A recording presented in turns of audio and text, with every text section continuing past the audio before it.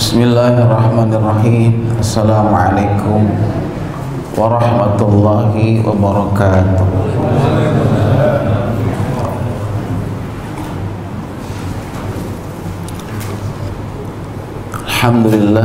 Alhamdulillahi wa kafa, wassalatu wassalam ala sayyidina Muhammadin nabiyil mustafa wa ala alihi wa sahbihi ahli sidqi wal wafa, amma ba'du.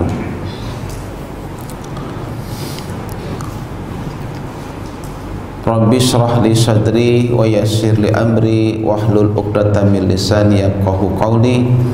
Allahumma anfa'na bima 'allamtana wa 'allimna ma yanfa'una wa zidna ilman nafi'a. Bapak-bapak, para sahabat sekalian, rahimakumullah. Alhamdulillah, kita bersyukur kepada Allah Subhanahu wa taala yang telah meringankan langkah kaki kita untuk hadir di masjid yang kita cintai ini, menjaga salat 5 waktu kita di awal waktu. Mudah-mudahan dengan keistiqomahan kita memelihara salat 5 waktu di awal waktu dengan cara berjamaah ini menjadi amalan yang akan menyelamatkan kita dari siksa api neraka. Amin.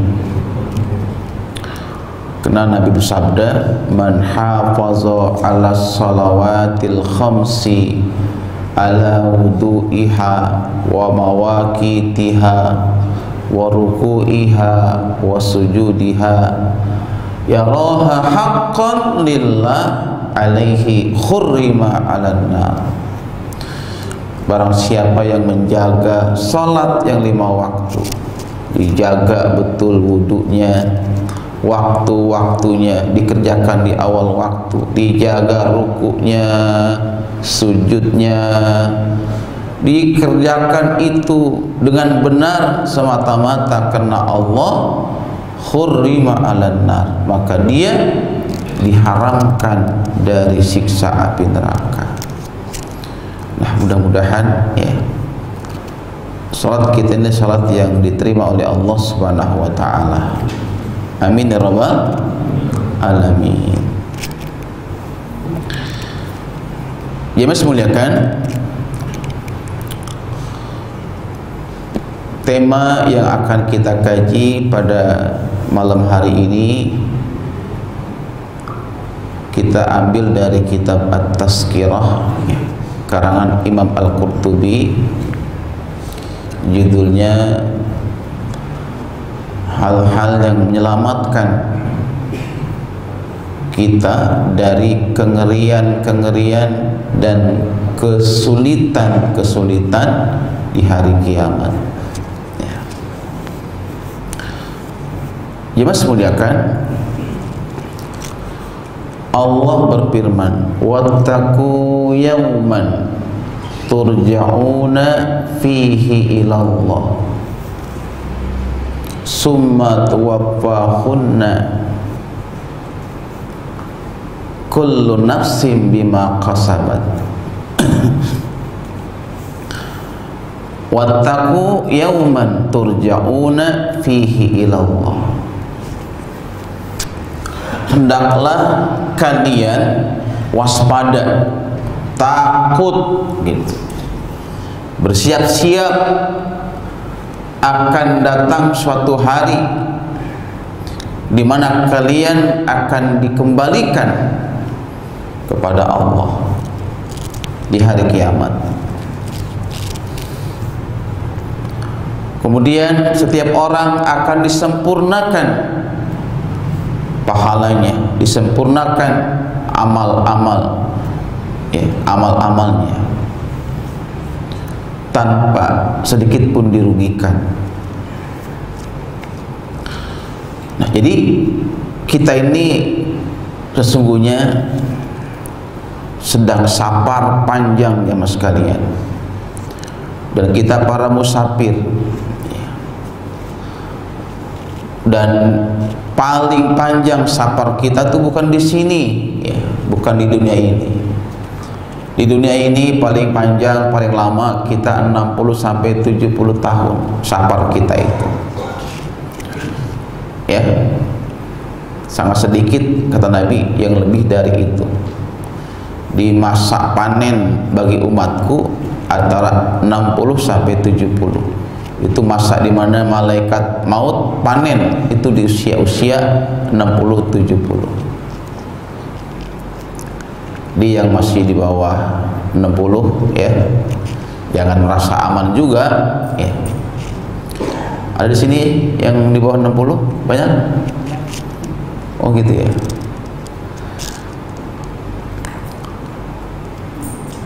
Dan yang paling panjang safar kita itu nanti ya, di hari kiamat ya mas sekalian.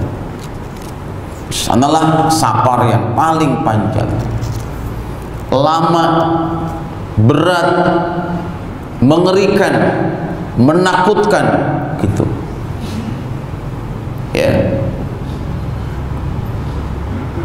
Nah, karena itu panjang, mengerikan, menakutkan, mencekam ya, persiapan kita dari sekarang harus ya, cukup, jangan pas-pasan gitu loh ya.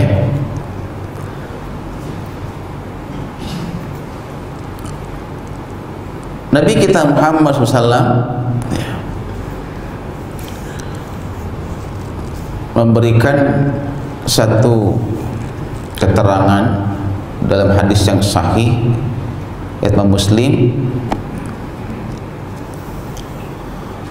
man yassara an mu'sirin fid dunya yassarallahu lahu fi yaumal qiyamah.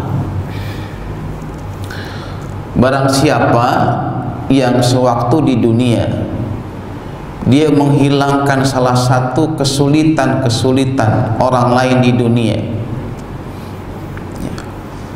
maka Allah akan menghilangkan darinya salah satu dari kesulitan-kesulitan di hari kiamat gitu. Jadi semakin kita sering ya, menghilangkan, membantu, menolong kesusahan orang lain, maka itu tabungan kita. Itu tabungan kita untuk kita nanti menghadapi kesusahan-kesusahan, kengerian-kengerian yang akan kita alami di hari kiamat, jemaah sekalian.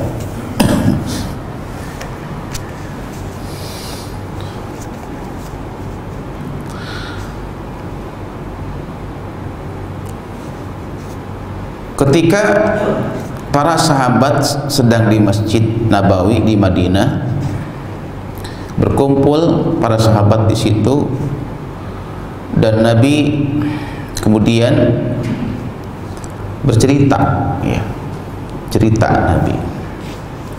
Kata Nabi, tadi malam aku bermimpi, ya, dan mimpi Nabi itu pasti benar, ya. Aku melihat sesuatu yang menakjubkan. Aku melihat dalam mimpiku salah seorang umatku didatangi malaikat maut untuk dicabut nyawanya. Ya, Nabi lihat tuh di mimpi itu ada umatnya mau dicabut tuh nyawanya, malaikat maut. Maka datanglah kepadanya amal berbaktinya kepada kedua orang tuanya, dan itu yang menjadi penghalang, ya, menjadi penghalang bagi malaikat untuk mencabut nyawanya, sehingga panjanglah usianya. Maka diantara salah satu amalan agar panjang umur itu berbakti kepada orang tua, ya. bakti kepada orang tua. Ya. Hadis ini menjadi salah satu dasar. Ya. Malaikat itu udah mau cabut nyawa tuh, tapi amalnya dia, ya, amal-amal berupa berbakti kepada orang tuanya itu menghalanginya untuk mencabutnya, sehingga malaikat itu, ya, tidak jadi mencabut nyawanya. Jemaah semuliakan,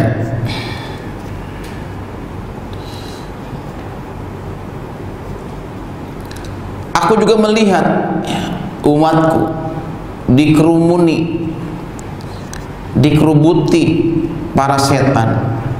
Jadi di umat Nabi, ya, dikelilingi setan. Maka datanglah kepadanya zikir yang biasa dia ucapkan, lalu dia diselamatkan olehnya dari kerumunan mereka. Ini Masya Allah, ya. Ini rahasianya jemaah sekalian, kenapa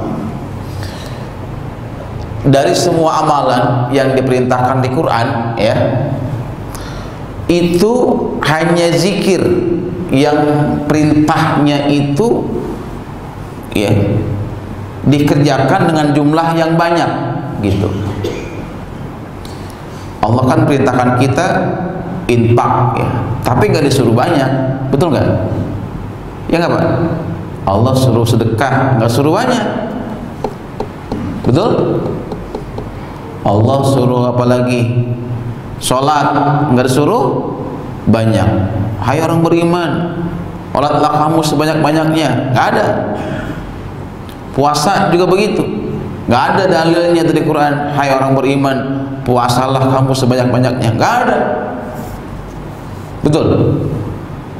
Tapi ketika Allah perintahkan kita berzikir, lihat ayatnya, ya ayyuhalladzina amanu zkurullaha zikran katsira wasabbihuhu bukratan wa asila. Hai orang beriman, berzikirlah kalian dengan zikir yang sebanyak-banyaknya, bertasbihlah kalian di waktu pagi maupun petang.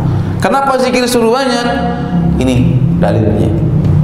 Orang yang berzikir itu, Nabi lihat dalam mimpinya, ya, dia akan aman dari godaan setan, karena setan tidak akan mampu menggoda ahli zikir, ya. Setan tidak akan bisa, ya, menguasai, ya, orang yang banyak berzikir. Kenapa? Karena orang kalau lagi zikir itu dia dijaga oleh Allah, ya, dilindungi oleh Allah Subhanahu wa ta'ala.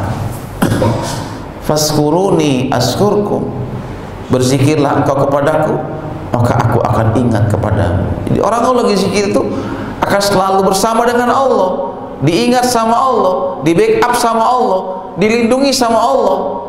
Maka kalau orang lagi berzikir kepada Allah, setan gak bakal tembus, jemaah sekalian. Maka kita kalau baca kitabnya Al-Imam Nawawi Al-Askar, ya, kitab Al-Askar itu dari awal sampai ujung, ya, isinya semua tentang masalah zikir, tentang adab-adab zikir, keutamaan zikir, ya, bahaya orang yang nggak berzikir, ya, celaan orang-orang yang malas berzikir. Itu isinya tentang masalah zikir, sehingga seluruh aktivitas kita yang baik-baik itu semua ada zikirnya.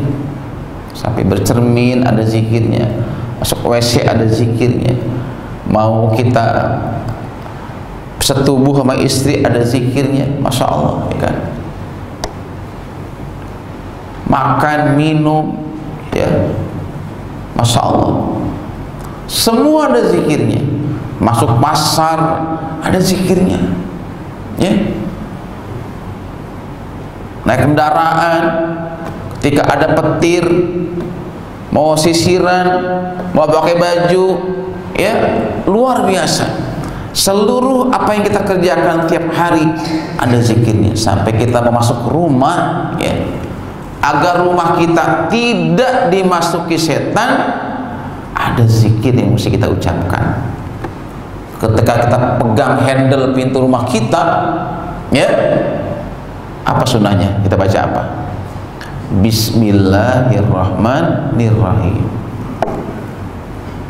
Ya. Jadi kalau orang masuk rumah, ya, diucapkan assalamualaikum dengan penghuni rumah dan pegang handle pintunya, dibilang bismillahirrahmanirrahim. Setan yang ngikutin kita, ya, berkata, teman-teman, gak ada jatah makan di rumah ini. Kalau kita pulang malam, teman-teman, gak ada jatah menginap di rumah ini. Pergi kalian. Gitu Pak. Bayangin tuh, kalau kita masuk rumah, ya, lupa zikir, lupa baca bismillah, kagak assalamualaikum, setan ngomong sama teman-temannya, teman-teman, ayo masuk, ada jatah kalian makan malam di sini, ayo masuk, ada jatah untuk nginep di rumah ini. Tuh Pak, hati-hati Pak, ini manfaat zikir agar kita terhindar dari godaan setan. Ya, kalau rumah kita udah dipenuhi setan, suasananya panas, setengah di api kan, panas tuh awalnya, cekcok aja sama istri, cekcok sama anak, panas suasananya, ya, hanya masalah sepele, ribut sama pasangan, betul? Iya gak? Kenapa? Karena setan masuk rumah kita, ya, digoda tuh istri kita agar benci, ya, agar sebel aja sama suaminya, digoda kita tuh ngeliat istri kita jelek aja bawaannya itu bini itu, ya, emang bini jelek, ya kan, udah pakaiannya, ya, daster, ya, dasternya udah robek, ya kan, mana koyok di mana-mana, sini koyok gitu kan, aduh. Nah, jamaah sekalian semuanya kan, jadi ini, ya, penting nih, ya, kita perbanyak zikir kepada Allah, ya, supaya Allah selamatkan kita dari godaan setan, ya.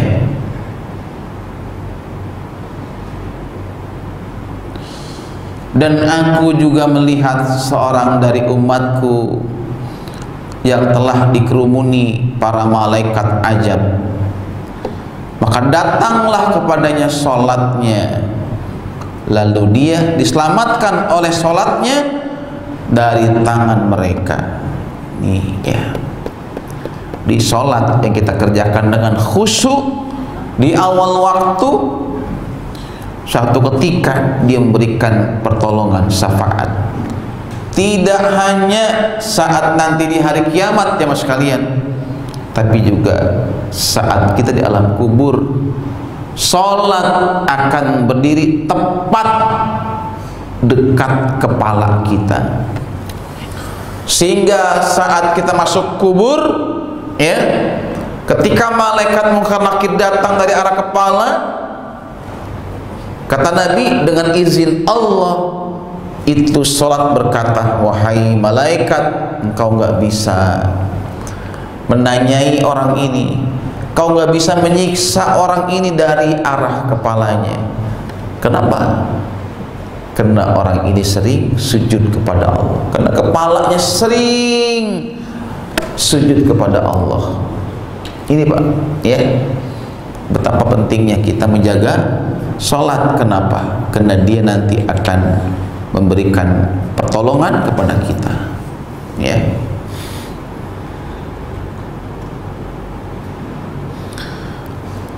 Dan aku juga melihat dalam mimpiku seorang dari umatku, lidahnya menjulur-julur kehausan.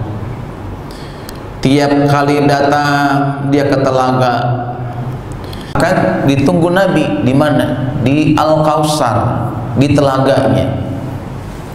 Nabi itu punya telaga, ya. Haudi masirata syahrin, telagaku itu, kata Nabi. Nabi gambarkan telaga Nabi itu, bentuknya, sifatnya, gimana rasa airnya. Nabi gambarkan dalam hadis.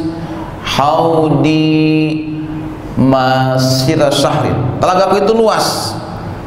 Luasnya itu kalau dikelilingi 1 bulan perjalanan. Coba luas kan?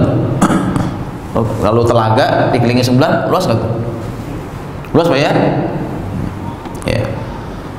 Ma'uhu abyadu minal laban, airnya itu lebih putih dari susu. Ya, putih dari susu. Ya, manisnya melebihi madu. Ya. Warihuhu atyabunal misik, dan aromanya, ya, aromanya, wanginya melebihi minyak kasturi. Harum. Udahnya putih melebihi madu, ya, manis, ya.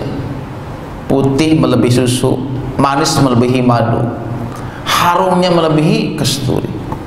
Wakizanuhu kanujumis sama, dan jumlah gelas-gelasnya, jumlah gelas-gelas cangkir-cangkirnya yang ada di sekitar telaga itu melebihi jumlah bintang di langit. Nah, Masya Allah. Barang siapa yang minum di situ, lam yasma abadan, siapa yang berhasil minum di situ nggak akan haus selama-lamanya. Ini telaga Nabi, ya. Dan nanti ada umat Nabi Muhammad yang dia itu kenal lama berjalan di padang mahsyar, bertahun-tahun berjalan, ya, 50.000 tahun menunggu hisab. Itu kan lama, nggak minum-minum tuh, ya kan, nggak makan, nggak minum, 50.000 tahun jamaah sekalian. Emangnya nggak lama? Panjang kita tuh safarnya, sampailah di telaga, ya, kehausan, ya kan, kehausan, mau minum, ya kan, berat betul mau minum. Datang puasanya, karena dia sering puasa, ya, Senin Kamis, ya, sering puasa sunnah, puasa Ramadan, dan puasanya diterima sama Allah, maka puasanya datang pada hari kiamat memberikan syafaat, ya. Itu mudah bagi Allah, ya. Nah, mudah-mudahan ya kita yang hadir di sini bisa berjumpa Nabi di telaganya, amin. Bisa minum di telaganya, amin, amin, ya. Karena itulah orang yang beruntung, ya, saat dia berjumpa Nabi di telaganya dan bisa minum di telaganya. Itulah orang yang beruntung, ya. Sedangkan orang-orang yang terusir di telaga, itulah orang-orang yang rugi. Nanti banyak jutaan umat Nabi Muhammad yang nggak bisa sampai telaga, ya, terusir dari telaga. Kenapa? Karena dia nggak cinta sama Nabi, nggak setia sama Nabi, nggak sayang sama Nabi, bahkan dia mendurhakai Nabinya, ya. Di orang yang mendurhakai Nabi, orang yang nggak mencintai Nabinya, dia nggak akan bisa sampai ke telaga. Maka ya Mas harus menanyakan amalan yang akan bisa menyelamatkan kita nanti di hari kiamat, ya, bukan cuma sholat, puasa, sedekah, tapi adalah mencintai Nabi, ya, mencintai Nabi. Orang yang paling kita cari-cari nanti di hari kiamat, di padang mahsyar, bukan ayah kita, bukan ibu yang lahirin kita, bukan jemaah sekalian, bukan bos yang ngasih gaji kita tiap bulan di kantor, bukan jemaah sekalian. Tapi orang yang paling kita cari nanti dari kiamat adalah Nabi kita Rasulullah, Nabi kita Muhammad sallallahu alaihi wasallam. Karena hanya Nabi lah yang akan diberi izin oleh Allah memberikan syafaat gitu. Maka hati-hati, jangan sampai kita mati tanpa membawa cinta sama Nabi kita. Hati-hati, sekali lagi, jangan sekali-kali kita mati kecuali sudah ada di hati ini rasa rindu yang dalam sama Nabi kita, cinta yang begitu dalam sama Nabi kita. Kenapa? Kalau kita mati bawa cinta sama Nabi, mati bawa rindu sama Nabi kita, insya Allah aman Pak kita di hari kiamat. Tapi maaf, kalau kita durhaka sama Nabi kita nggak cinta sama Nabi kita, celaka kita jamaah sekalian, celaka. Dan hari ini banyak sekali umat Nabi Muhammad yang mendurhakai nabinya. Hari ini banyak sekali umat Nabi Muhammad yang mereka tiap hari menyakiti nabinya, melupakan nabinya, gak mencintai nabinya. Kapan seseorang itu dikatakan mencintai nabinya, setia sama nabinya? Ketika dia at-tamassak bis sunnah, ketika dia berpegang teguh dengan ajarannya, dengan sunnahnya. Ketika dia minum, dia ingat Nabi ajarannya, dia baca basmalah. Saya minum baca alhamdulillah. Air yang diminum karena ada ucapan basmalah alhamdulillah masuk ke tubuh kita jadi darah, maka ya efeknya membuat dia benci sama yang namanya maksiat, nggak kepengen sama itu namanya maksiat ya mas sekalian. Ya, itu manfaatnya. Ya, banyakkah hari ini orang yang makan tangan kiri, minum tangan kiri, ada nggak? Banyak nggak Pak? Banyak. Sunahnya tangan kanan, dia tangan kiri. Sunahnya baca basmalah, nih baca basmalah. Hari ini orang kalau makan, lagi emak-emak, ibu-ibu tuh kalau makan lupa baca doa, ingatnya dipoto untuk makanan, di-upload di medsos, dimakan, di makanan tuh dipoto, di-upload, dimakan. Ingat tuh kalau foto, tapi kalau bismillah lupa. Hari ini Pak orang kayak gitu. Ya, udah jauh dari sunnah.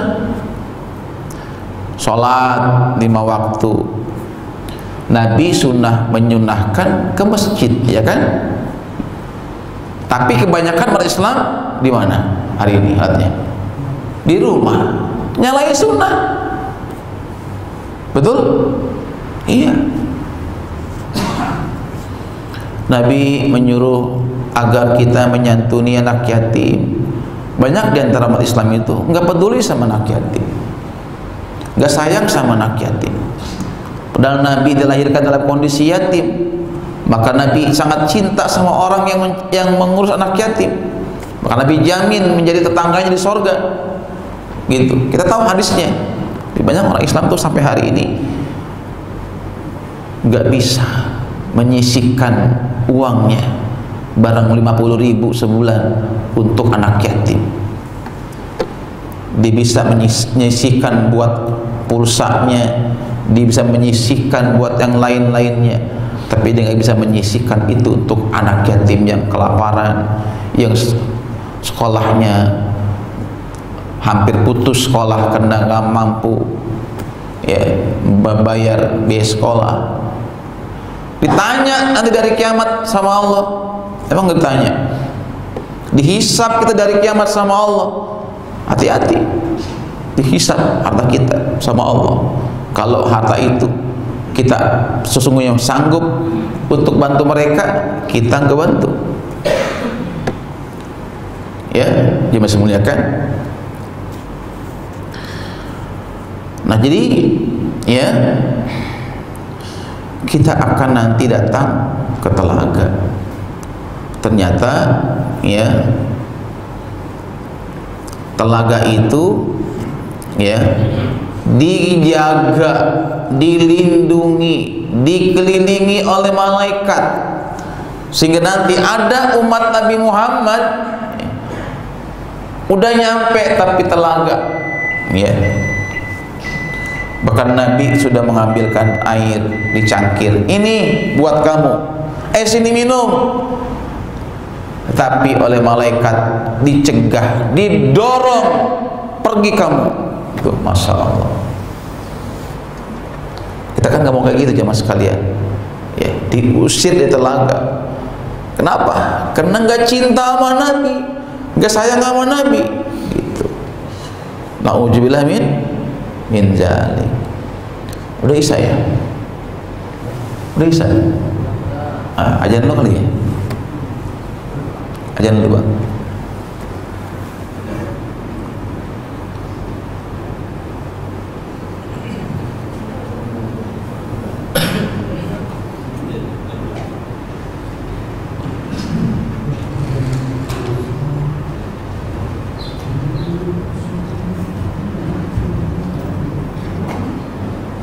Allahu Akbar, Allahu Akbar, Allahu Akbar. Allahu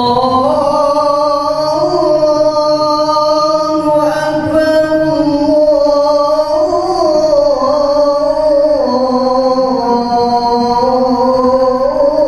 Allahu Akbar.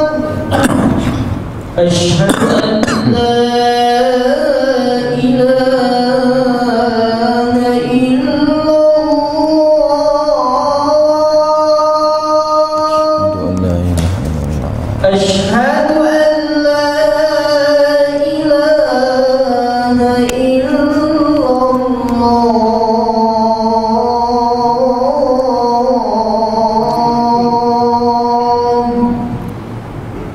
أشهد أن محمدا رسول الله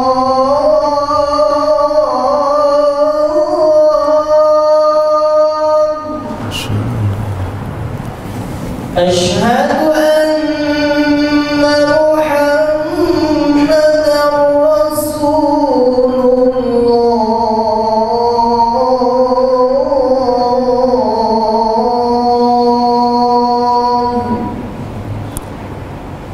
حي على الصلاة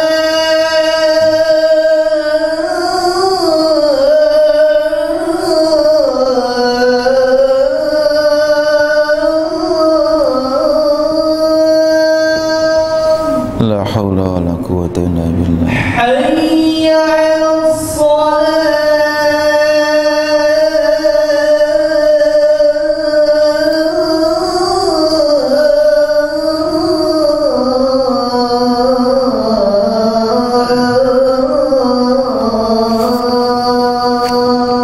La haula wa la quwwata illa billah. حي على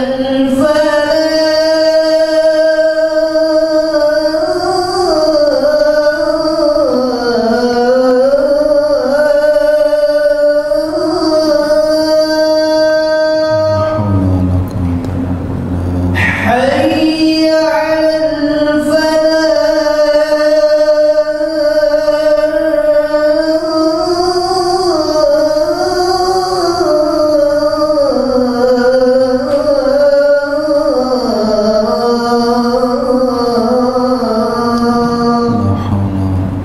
الله أكبر الله أكبر لا إله إلا الله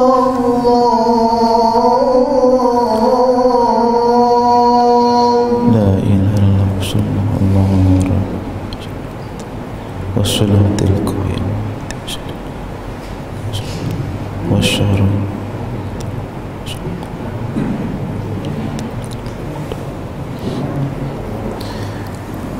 Baik, kita lagi ya, kita teruskan. Jemaah semuliakan. Kemudian Nabi meneruskan sabdanya,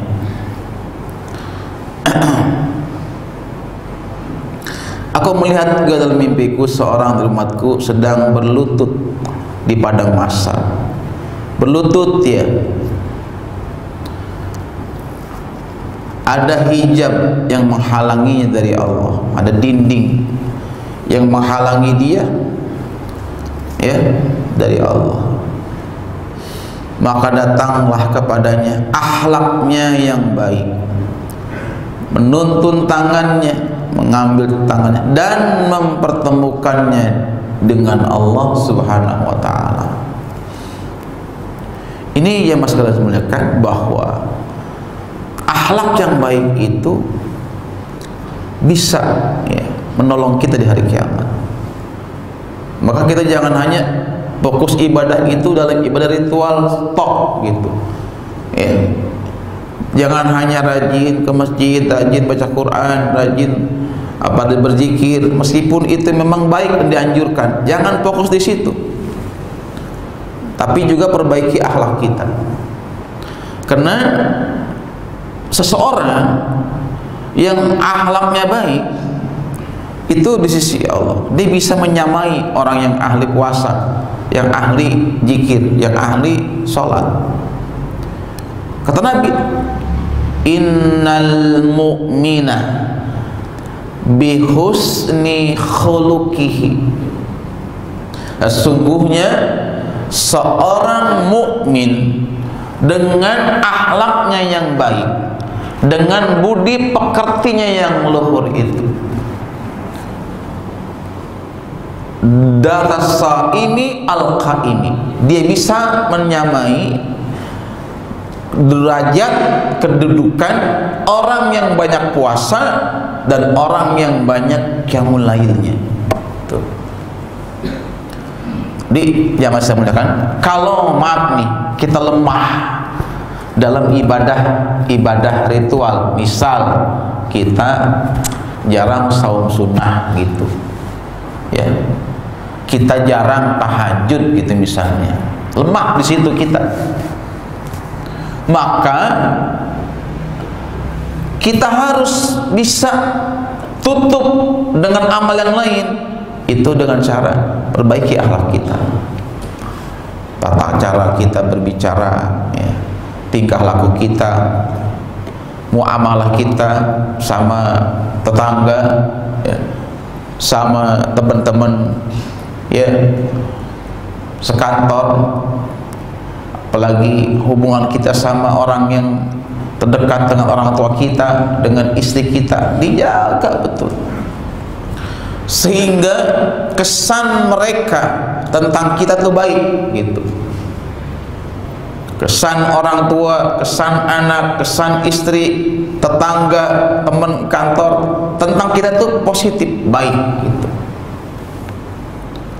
Kalau kita meninggal dunia, mereka kehilangan, sedih ya, disebut-sebut kebaikan kita ya. Ini yang akan menjadi penolong kita di hari kiamat ya mas sekalian ya, akhlak yang baik ya.